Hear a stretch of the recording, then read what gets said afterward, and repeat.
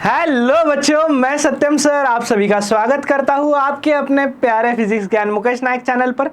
तो हम लोग थर्मोडायनेमिक्स पढ़ रहे थे, जिसमें इस लेक्चर में हम लोग सबसे इंपॉर्टेंट पार्ट जो होता है थर्मोडायनेमिक्स का, मतलब थर्मोडायनेमिक प्रोसेसेस, उससे हम लोग शुरुआत करने वाले हैं। तो प्रोसेसेस कौन से होते हैं, आपके लिए इंपॉर्टेंट कौन से प्रोसेसेस है।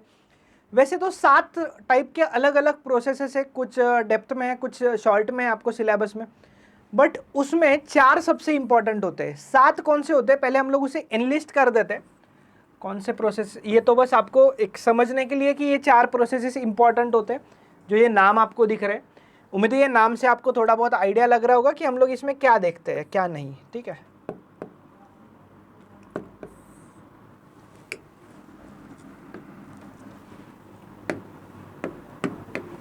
प्रोसेसेस में हमारे पास सबसे पहले आता है रिवर्सिबल इरिवर्सिबल प्रोसेस।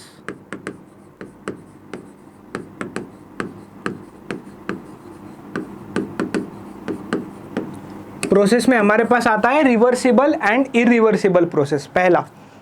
दूसरा हमारे पास अभी जो आते आइसोथर्मल,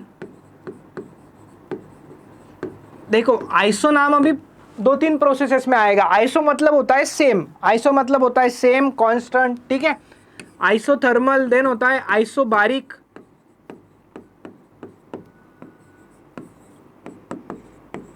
देन होता है आइसोकोरिक,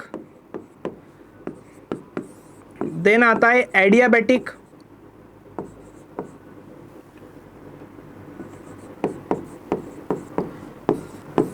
सिक्स्थ और सेवेंथ। सिक्स्थ होता है cyclic process,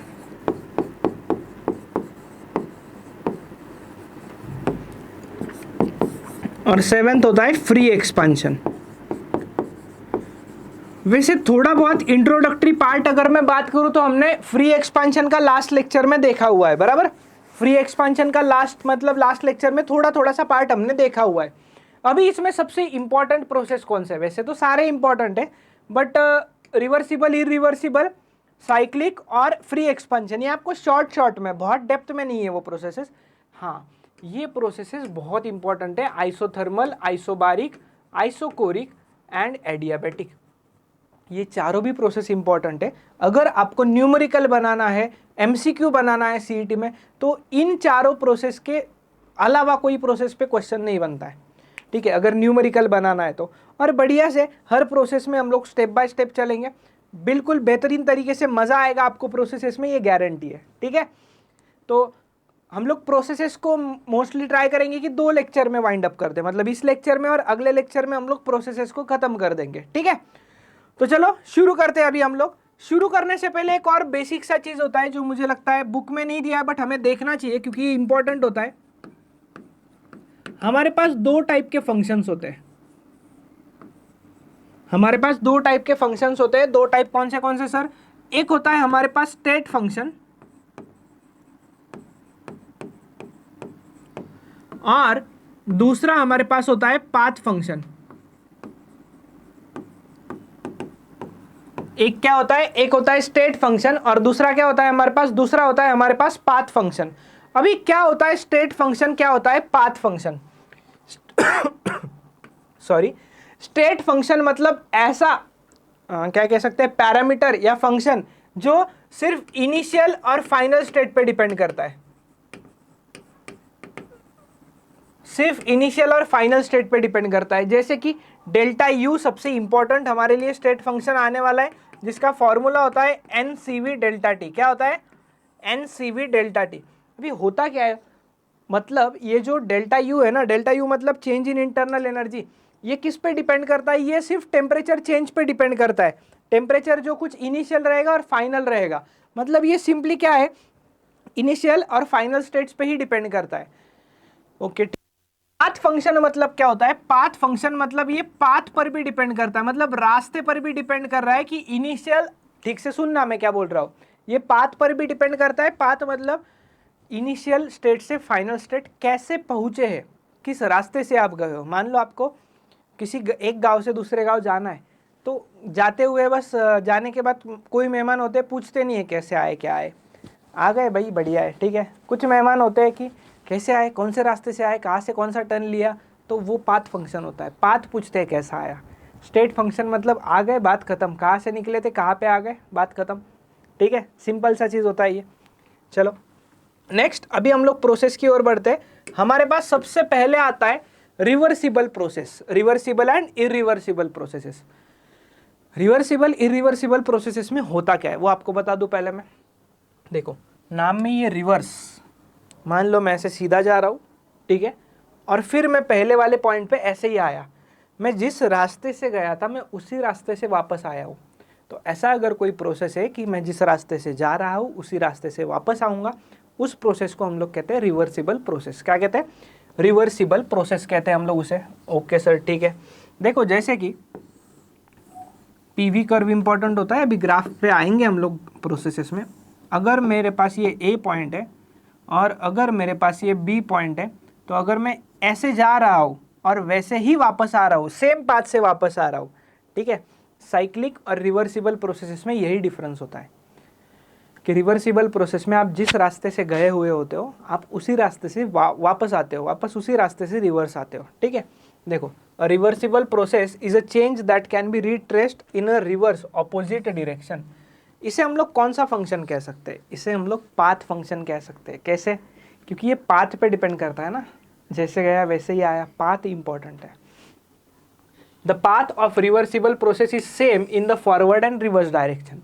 forward and reverse direction same path है। Reversible changes are very slow, there is no loss of any energy in the process. Reversible changes बहुत ज़्यादा slow होते हैं, उनमें कोई भी लॉस नहीं होता है एनर्जी का। Important point.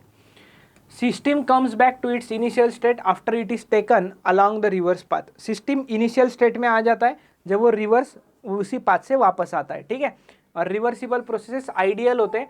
आइडियल मतलब क्या? रियल लाइफ में कोई प्रोसेस रिवर्सिबल प्रोसेस नहीं होता है। 100% रिवर्सिबल प्रोसेस आइडियल चीज़ है। ठीक है, ये रियल लाइफ में एग्जिस्ट नहीं करता है। ठीक है, चलो नेक्स्ट होता है इरिवर्सिबल प्रोसेसेस। अभी रिवर्सिबल मतलब जैसे गए वैसे ही उसी रास्ते से वापस आए। इरिवर्सिबल मतलब वैसा नहीं है। इरिवर्सिबल मतलब वैसा नहीं है, इस तरह से गए, मान लो ये ए से बी जाने वाला पाथ ऐसा था, आने वाला पाथ ऐसा है, पाथ सेम है क्या? अच्छा आया तो सेम पॉइंट पे सर, अरे वो अलग चीज़ है, आया सेम पॉइंट पे वो नहीं देखना है। देखना क्या है? देखना ये है कि वो वही रास्ते से आया क्या? नहीं नहीं नहीं, ना ना ना, वो उसी रास्ते से नहीं आया, वो अलग रास्ता चुना है उसने। तो ये रिवर्सिबल प्रोसेस नहीं कहलाएगा, ये कहलाएगा irreversible process. An irreversible process is a change that cannot be retraced in a reverse direction. Cannot be retraced in a reverse direction. Okay. ऐसा भी हम लोग बना सकते हैं, ऐसा ही नहीं कि यही डायग्राम बनता है ना, ऐसा ही डायग्राम बनना ज़रूरी नहीं है, ऐसे जाके ऐसे भी आया जा सकता है, पाथ अलग अलग है। ठीक है, चलो। The path of irreversible process is not same in the forward and reverse direction. Forward and reverse direction में path same नहीं है, रास्ता same नहीं है। There is a permanent loss of energy from the system. Permanent loss होता है energy का। कैसे? फ्रिक्शन के कारण हो सकता है। डिसिपेटिव फोर्सेस, डिसिपेटिव मतलब विद टाइम जो कम कम होते जाते हैं, उसके कारण हो सकता है। अलग अलग रीजन से, ये दो रीजन्स याद रखो, फ्रिक्शन और डिसिपेटिव फोर्सेस, इसके कारण हो सकता है। The change of state depends upon path taken to change. अच्छा, इरिवर्सिबल प्रोसेस पाथ फंक्शन होता है क्या? क्या लगता है आप लोगों को? इरिवर्सिबल प्रोसेस पाथ फंक्शन होता होगा क्या? यस, 100% होता है, 100% होता है। ठीक है, irreversible processes are real processes. Real मतलब ये रियल लाइफ में एग्जिस्ट करते हैं। ठीक है, रियल मतलब ये क्या? रियल लाइफ में ये एग्जिस्ट करते हैं। ठीक है, यहाँ तक सारी चीज़ें क्लियर होनी चाहिए आप लोगों को। 2 मार्क के लिए शॉर्ट नोट लिखने के लिए आ सकता है रिवर्सिबल इरिवर्सिबल में। ग्राफ इंपॉर्टेंट रहेगा, ग्राफ से एग्जामिनर को पता चलेगा कि हाँ इन्हें पता है रिवर्सिबल इरिवर्सिबल के बारे में। ये उसका डिफरेंस है। ये आपको पीडीएफ तो वैसे मिलेगा ही, इससे एकदम बढ़िया से आपका प्रिपरेशन हो जाएगा रिवर्सिबल इरिवर्सिबल का एक साथ। और अगर कभी ऐसे ऑपोजिट चीज़ें आती है ना, जैसे रिवर्सिबल इरिवर्सिबल, तो आपको एक आइडिया देता हूँ, ट्रिक बताता हूँ। डिफरेंस बिटवीन करके पढ़ोगे ना, तो अगर डिफरेंस बिटवीन आ जाए तो अच्छी बात है, नहीं आया तो ठीक भी है, फिर भी अच्छी बात है। इसमें से पॉइंट्स उठा के लिख लो, यही पॉइंट्स लिखना है, अलग थोड़ी ना कुछ लिखना है भाई। और ग्राफ भी दे रखे, और क्या चाहिए। चलो,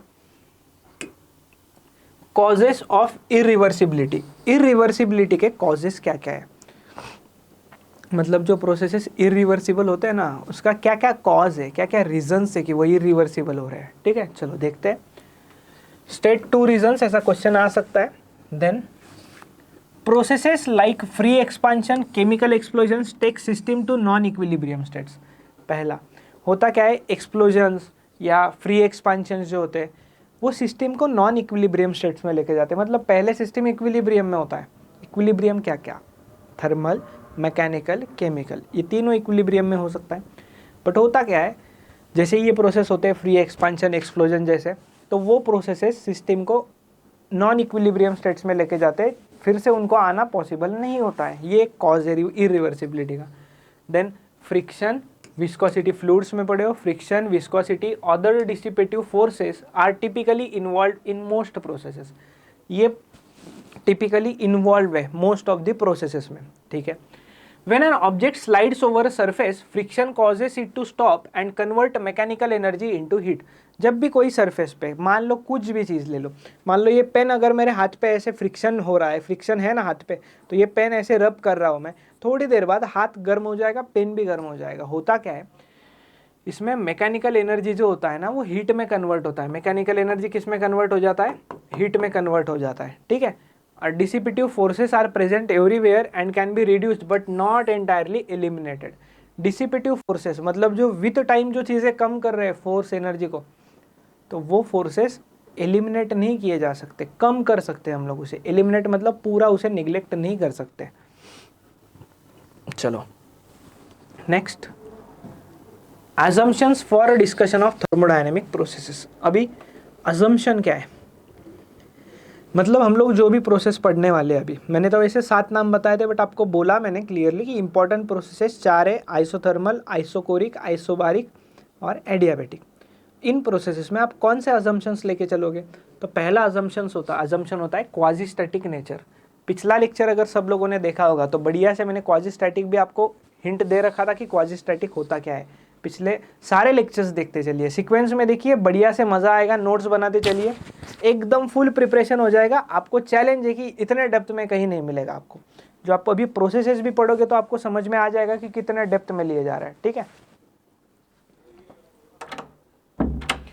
चलो देखो, quasi static nature. Quasi static मतलब क्या, एकदम स्लो होते हैं processes, changes occur extremely slow with infinitesimal changes except during adiabatic process. Adiabatic छोड़कर बाकी सारे में क्वाजी स्टैटिक होते हैं। Maintaining the thermodynamic equilibrium, thermodynamic equilibrium हर एक में मेंटेन होता है। Then system description, system description involve मतलब क्या, ideal gas confined in a cylinder with movable, frictionless and massless piston. हर बार हमारा पिस्टन जो है मूवेबल, फ्रिक्शनलेस, मासलेस रहेगा। ठीक है, cylinder walls can be thermally conducting for isothermal processes और thermally insulating for adiabatic processes. मतलब आइसोथर्मल मतलब क्या, सेम टेम्परेचर। एडियाबेटिक मतलब क्या होता है, हीट ट्रांसफर नहीं होता है, देखेंगे आगे डेप्थ में। अगर कोई आइसोथर्मल प्रोसेस हो रहा है तो उसके वॉल्स कंडक्टिंग होने चाहिए, और अगर आइसोथर्मल में वॉल्स कंडक्टिंग होने चाहिए, और अगर एडियाबेटिक प्रोसेस हो रहा है तो वॉल्स इंसुलेटिंग, थर्मली इंसुलेटेड होने चाहिए, मतलब हीट ट्रांसफर नहीं होने देना चाहिए उन्होंने। Then ideal gas equation applicability. Ideal gas equation सारे प्रोसेस में एप्लीकेबल है, सारे सब प्रोसेस में आइडियल गैस इक्वेशन यूज हो सकता है। आइडियल गैस इक्वेशन क्या होता था, याद है ideal gas equation, PV is equals to nRT। इसे हम लोग क्या कहते थे, इसे हम लोग कहते हैं आइडियल गैस इक्वेशन। चलो बढ़ते हैं आगे। चलो अभी आपको एनिमेशन दिख रहा है बढ़िया से, यहाँ पर दिख रहा है एनिमेशन। हम लोग आइसोथर्मल प्रोसेस की बात करेंगे, जहाँ पे आपको वहाँ पे साइड में दिख रहा है क्या, ये थर्मोमीटर जैसा कुछ, थर्मोमीटर जैसा कुछ दिख रहा है ना, तो ये इसका मतलब क्या है कि टेम्परेचर चेंज नहीं होने देगा। क्या नहीं होने देगा, टेम्परेचर चेंज नहीं होने देगा बिल्कुल भी। उस प्रोसेस को हम लोग आइसोथर्मल प्रोसेस कहते हैं। अभी प्रोसेस एकदम डेप्थ में देखिए, बाद में नोट्स बनाइएगा, फिर से वीडियो देख के बना सकते हो आप नोट्स, या आपके पास ऑप्शन है PDF मिलने के बाद बनाइए, बट अभी ध्यान दीजिएगा।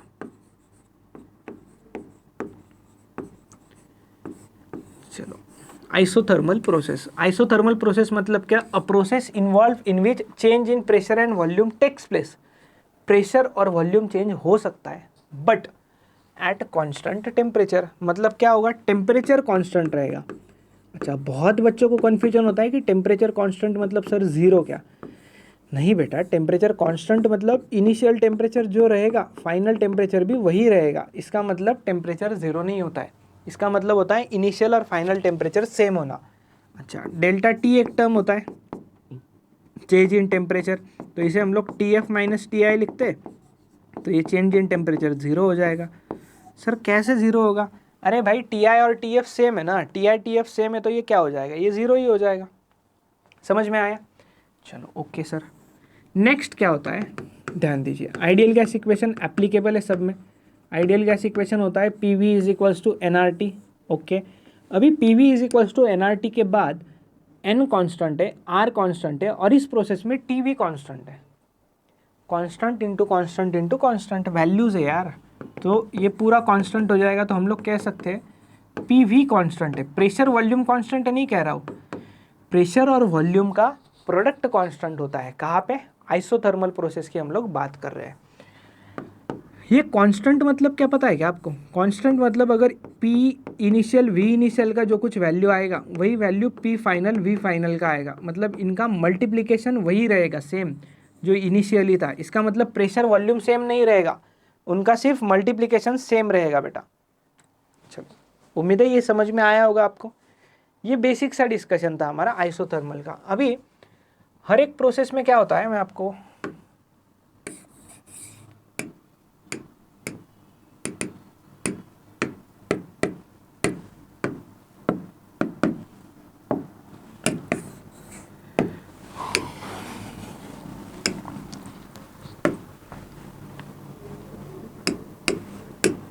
हर एक प्रोसेस में क्या होता है ध्यान देना, आपको फर्स्ट लॉ ऑफ थर्मोडायनेमिक्स से डेल्टा क्यू निकालना पड़ता है। डेल्टा क्यू के लिए आपको डेल्टा यू पता होना चाहिए और डब्ल्यू भी पता होना चाहिए।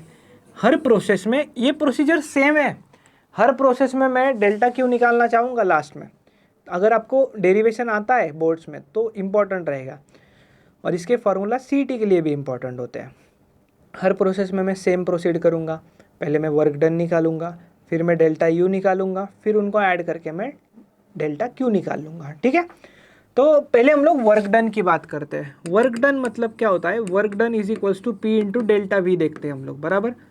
बट ये कब एप्लीकेबल है? जब प्रेशर भी कांस्टेंट हो, बट हमारे पास प्रेशर कांस्टेंट नहीं है, टेम्परेचर कांस्टेंट है। तो हमारे पास पता है integration of d W e d is equals to integration of P d V होता था, बराबर। ये तो पता होगा आप लोगों को, इससे ही तो डेरिवेशन किया था लास्ट लेक्चर में, याद है? चलो, इंटीग्रेशन डी डब्ल्यू मतलब क्या? Capital W. ठीक है, अब ये इंटीग्रेशन पी डी वी है ना, यहाँ पे ना इंटीग्रेशन करने के लिए v चाहिए होगा क्योंकि वेरिएबल वॉल्यूम है। तो मैं क्या करता हूँ पता है? मैं यहाँ पे ना वॉल्यूम से मल्टीप्लाई और वॉल्यूम से डिवाइड कर देता हूँ। इससे क्या होगा सर? अरे इससे कुछ नहीं होगा, ये वॉल्यूम वॉल्यूम कैंसिल होके फिर क्या मिलेगा? यही मिलेगा। सर तो फिर क्यों रखा, कैंसिल कर दो। अरे मेरे भाई ऐसा नहीं करना होता है। ये पीवी जब भी आएगा ना, तो पीवी आया कि आपको याद आना चाहिए एनआरटी आता है। पीवी आया तो तुरंत क्या याद आना चाहिए आपको? पीवी आया तो तुरंत आपको याद आना चाहिए एनआरटी। ओके, तो यहाँ पे पुट कर दो W is equals to integration of nRT into 1/v into d. Okay, और एनआरटी क्या होता है? एनआरटी तो कांस्टेंट होता है ना भाई, ये वाला चीज़ कांस्टेंट होता है ना। सर कैसे? अरे ये अभी बताया मैंने आपको, एनआरटी कांस्टेंट होता है क्योंकि टेम्परेचर कांस्टेंट और एनआरआर तो कांस्टेंट ही होते हैं। तो जो कांस्टेंट है वो इंटीग्रेशन से बाहर ले लो, अंदर बचेगा 1/v dv। यहाँ पे लिमिट्स किसके लगाओगे बेटा? v के लगाओगे ना, वेरिएबल v है तो v के लिमिट्स लगा देते हैं, v इनिशियल से लेकर v फाइनल तक। ओके ठीक है सर। इंटीग्रेशन ऑफ 1/x क्या होता है? इंटीग्रेशन ऑफ 1/x dx ये होता है ln x। सर अभी ln log क्या होता है पूरा बताऊंगा, ठीक है? ऐसा नहीं यूट्यूब पे फ्री में पढ़ा रहे भाई तो नहीं बताएंगे। जितना बुक में नहीं है, जितना कोई नहीं बताता है पेड बैचेस में भी, उससे ज़्यादा बताएंगे, डोंट वरी, ठीक है? Integration of 1/x ln x होता है, तो w इज इक्वल्स टू क्या हो जाएगा, w is equals to nRT ln of v, limits देखना vi से लेकर vf तक, बराबर। कैसे, 1/x का ln x होता है ना, तो 1/v का ln v। अभी लिमिट्स पुट कर दो, लिमिट्स पुट कर दो, upper limit ln vf minus lower limit ln vi। Okay, upper limit minus lower limit किया, बाकी कुछ नहीं किया। मैं क्या करता हूँ, ऐसे ब्रैकेट लगा देता हूँ, जो फॉर्मूले यूज हो रहे हैं यहाँ पे एक यूज होने वाला है log m minus log n। ये फॉर्मूला होता है बेटा log m/n। क्या होता है, log m/n, मतलब सब्ट्रैक्शन है तो डिवाइड करना पड़ता है। तो इसको क्या करेंगे हम लोग, w is equals to nRT ln of vf divided by vi। ये आपका वर्क डन का एक्सप्रेशन हो गया। ये आपका वर्क डन का फॉर्मूला होता है भाई, ये वर्क डन का फॉर्मूला होता है किसमें, आइसोथर्मल प्रोसेस में यूज होता है ये डायरेक्ट न्यूमेरिकल्स में, बट इसको मैं थोड़ा और मॉडिफाई करके डेप्थ में जाके बताऊंगा आपको, ताकि मज़ा आएगा। Work done for isothermal process, ठीक है। Mostly 90% of the time MCQs में जब क्वेश्चन आता है ना, तो बोलता है वॉल्यूम डबल किया। क्या बोलता है, वॉल्यूम डबल किया। वॉल्यूम डबल किया मतलब यहाँ v लोगे तो यहाँ 2v लोगे और ln2 आ जाता है। तो एक मैं आपको रिकमेंड करूँगा, लॉग टेबल है आपके पास साथ में, बट ln2 का वैल्यू साथ में घर से ही लेके जाओ, 0.693 होता है। इसका फ़ायदा आपको क्वेश्चंस में होगा, क्वेश्चन सॉल्व करोगे तो याद करोगे मुझे कि हाँ सर आपने बताया था, याद कर लो, याद कर लेना। चलो आगे और डिस्कशन को बढ़ाते हैं हम लोग। देखो work done is equals to क्या आया मेरा, nRT ln of vf divided by vi, ये फॉर्मूला आया था। अब ये ln वगैरह का क्या चक्कर है सर, बोल रहे हैं ln वगैरह का क्या चक्कर है। ln मतलब होता है बेटा log बेस e। log में दो बेस आते हैं ना, log में दो बेस आते हैं। कौन से दो बेस आते हैं, एक होता है log बेस e और एक होता है log बेस 10। तो इसको इसमें कन्वर्ट कर सकते हैं, log बेस e मतलब ही होता है ln, और इसको इसमें कन्वर्ट कर सकते हैं, बट हमें मल्टीप्लाई करना पड़ता है, एक फैक्टर log 10 हो जाता है, बट 2.303 से मल्टीप्लाई करना पड़ता है। ये कहाँ से आया भाई, तो ये मैथ्स वाली चीज़ है अभी, ठीक है। इज इक्वल्स टू एक और फॉर्मूला हो सकता है 2.303 nRT, ln लिखा था ना, तो ln की जगह क्या लिख दोगे अभी, log base 10 vf divided by vi। ये बस आपको मैंने नॉलेज के लिए बताया है, बाकी इसका बहुत ज़्यादा यूज़ नहीं आएगा इसमें, ठीक है, डोंट वरी, इसका बहुत ज़्यादा यूज़ नहीं आता है कहीं पे, ये वाला ही आपको यूज़ में आएगा। चलो आगे बढ़ते हैं। मैंने आपको बताया था कि हम लोग डेल्टा क्यू निकालना चाहते हैं। Delta Q is equals to होता है delta U plus W. W का तो काम हो गया, डेल्टा यू बचा जो कि होता है NCV डेल्टा टी। और मुझे बताओ ये स्टेट फंक्शन है, टेम्परेचर पे डिपेंड करता है, डेल्टा टी तो ज़ीरो है ना, हाँ सर डेल्टा टी तो ज़ीरो है, तो डेल्टा यू भी कितना, ज़ीरो। इसका मतलब क्या, डेल्टा यू ज़ीरो मतलब जो भी डेल्टा क्यू रहेगा वो डब्ल्यू रहेगा, और उसका आंसर आएगा nRT ln of vf divided by vi। ऐसा कैसे सर, इसका सिंपल सा मतलब है the amount of work done in isothermal process, मतलब जो भी हीट दोगे वो पूरा वर्क डन में कन्वर्ट होगा in isothermal process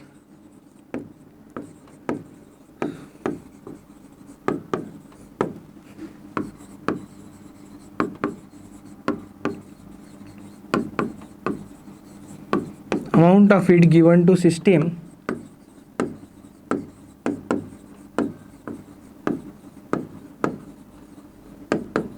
completely converted into work। मतलब जो भी हीट दोगे वो पूरा का पूरा हीट किस में कन्वर्ट होना है बेटा, पूरा का पूरा हीट कन्वर्ट होगा वर्क में, बस यही उसका मतलब होता है। अच्छा प्रोसेस अभी ख़त्म नहीं हुआ है, प्रोसेस क्यों ख़त्म नहीं हुआ है, just wait. Thermodynamics of isothermal process, अच्छा ये क्वेश्चन हमने सॉल्व कर लिया, एक्सप्रेशन फॉर वर्क डन निकाल लिया, और हीट ट्रांसफ़र का भी एक्सप्रेशन हम निकाल चुके हैं। रिमेंबर दिस, ये हमने पढ़ा है, पीवी कांस्टेंट होता है, डेल्टा टी जीरो होता है, डेल्टा यू जीरो होता है, क्यू इक्वल्स टू डब्ल्यू होता है, W equals to P into delta V होता है। ये भी मतलब ये पॉइंट्स इंपॉर्टेंट है बट हमने देख लिए। And isothermal changes is very slow change, the system exchange heat with its environment and in thermal equilibrium. Thermal equilibrium मतलब टेम्परेचर चेंज नहीं होने देता है, ठीक है। चलो next, PV diagram for isothermal process. अभी पीवी डायग्राम मतलब क्या, प्रेशर वॉल्यूम ग्राफ। 3 ग्राफ बताने वाला हूं, पिछले लेक्चर में ही वादा किया था, प्रॉमिस किया था आप लोगों से, पूरे आपको 10 ग्राफ बताऊंगा 4 प्रोसेसेस में मिलकर, बुक में 4 ही दिए। ये होता है इस तरह से ग्राफ, क्योंकि प्रेशर और वॉल्यूम इनवर्सली प्रोपोर्शनल होते हैं। और मैंने कहा था बस पीवी कर्व जो है ना आइसोथर्मल का याद रखो, बाकी 8 कर्व आपको याद कराऊंगा 9 में से, एडियाबेटिक का भी याद रखना होगा। इसमें ऐसे ग्राफ्स आते हैं, ठीक है। और ये जो ग्राफ्स होते हैं ना, इन ग्राफ्स को हम नाम देते हैं। क्या नाम देते हैं? इन ग्राफ्स को नाम होता है आइसोथर्म। और ये सिर्फ आइसोथर्मल प्रोसेस को ही कहा जाता है। आइसोथर्म मतलब क्या होता है, ये पीवी कर्व, पीवी डायग्राम का जो ग्राफ होता है उसे हम लोग आइसोथर्म कहते हैं।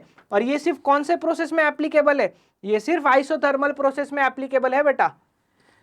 चलो यहां तक क्लियर हो गया आपको।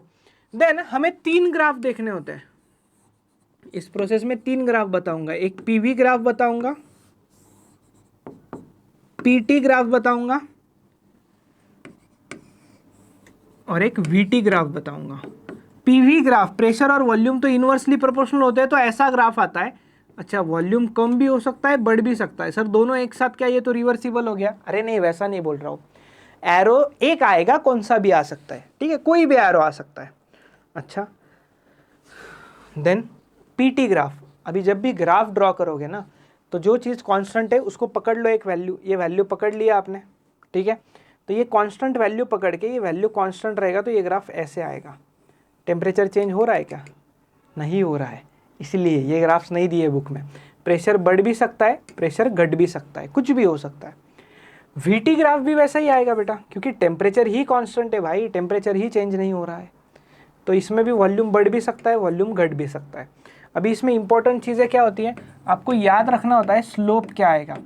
स्लोप मतलब पॉजिटिव आएगा, निगेटिव आएगा, जीरो आएगा, इनफाइनाइट आएगा। स्लोप क्या आएगा कर्व्स का?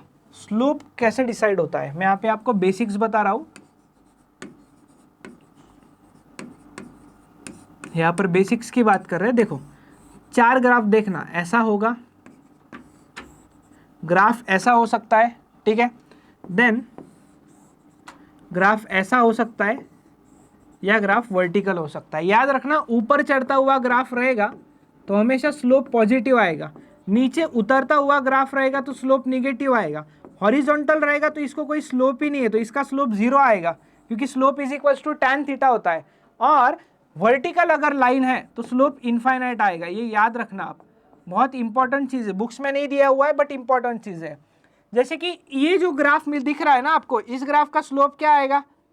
इस ग्राफ का स्लोप क्या आएगा आपको? नीचे आता हुआ ग्राफ है ना, तो इसका स्लोप निगेटिव। ये वर्टिकल है तो इसका स्लोप इनफाइनाइट, और इसका भी स्लोप क्या आएगा? इनफाइनाइट आएगा। चलो क्लियर है यहाँ तक चीजें? ये था हमारा आइसोथर्मल प्रोसेस। कौन सा प्रोसेस था ये? Isothermal process. ये उसका थ्योरी वगैरह भी आपको पीडीएफ मिल जाएगा। अगला प्रोसेस जो रहेगा उस प्रोसेस को हम लोग नेक्स्ट लेक्चर में स्टडी करेंगे। इस लेक्चर में हम लोग आइसोथर्मल प्रोसेस तक ही रुकते हैं। उम्मीद है आपको मजा आया होगा इस प्रोसेस में। तो चलो मैं यहीं पर रुकता हूँ, हम लोग मिलेंगे अगले लेक्चर में। पढ़ते रहिए, रिवाइज करते रहिए।